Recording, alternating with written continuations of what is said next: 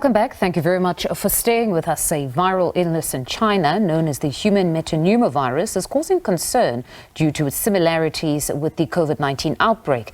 Government says it's keeping a close eye on developments on the respiratory virus. Joining us to discuss this further is Professor Tulio de Oliveira. Now, he's specifically the COVID-19 scientist and Stellenbosch University researcher, quite celebrated and won, in fact, an award. Professor, good evening. Thank you very much for joining us on the program.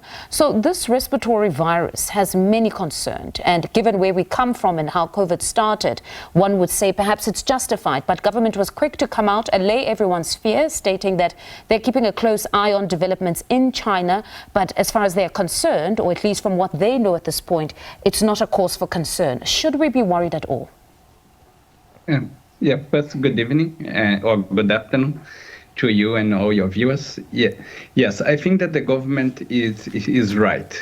At the moment we have no reason to be concerned. This virus, the human metapneumovirus, or hMPV for short, is a virus that we know for decades. It have firstly been identified in the Netherlands, around 2001. But going back is known to be caused human infection since the 50s.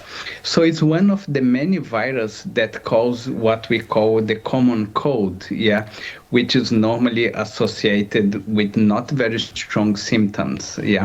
What is happening in China at the moment, and not only in China, other countries are happening the same, is that they are in the what you call the winter respiratory wave. So China is in the northern hemisphere. They're having a severe winter, and they are being hit by multiple viruses, but none of big concern. What we are talking is about flu, we are talking about RSV, the human metapneumovirus and COVID. And when you're hitting by multiple viruses, sometimes you tend to have multiple people presenting at the same time at a hospital. But with the China CDC highlighted, it is that was expected, and that it is not a very severe wave of infection. Of course, that 5 years after the pandemic, people get quite aware when they see some epidemics happen in China. So you're saying that it's not uncommon, especially during this time of the year in China? Is not only uncommon only in China. So, for example, another country that's very well known to South Africa, the United Kingdom, this week they are also in the peak of the respiratory infection.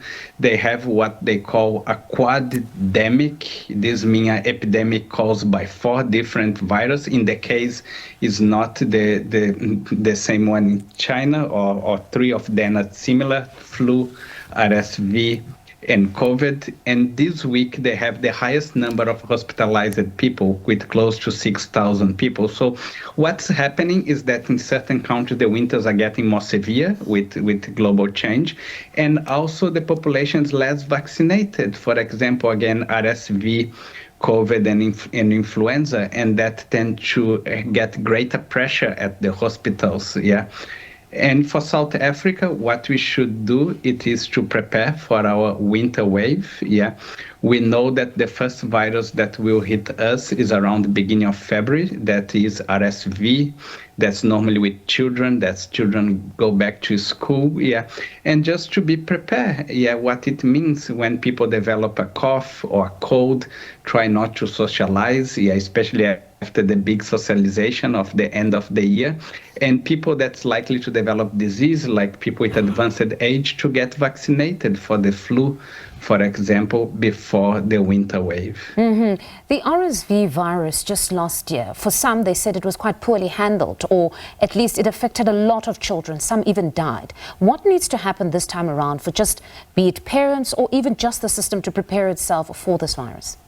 Okay, thank you. So what's happened past COVID is that some of these viruses, they were circulating at much lower levels, so people had less immunity. That's why last year we had a quite severe wave or RSV, which normally tend to start in the first or second week of February. Yeah.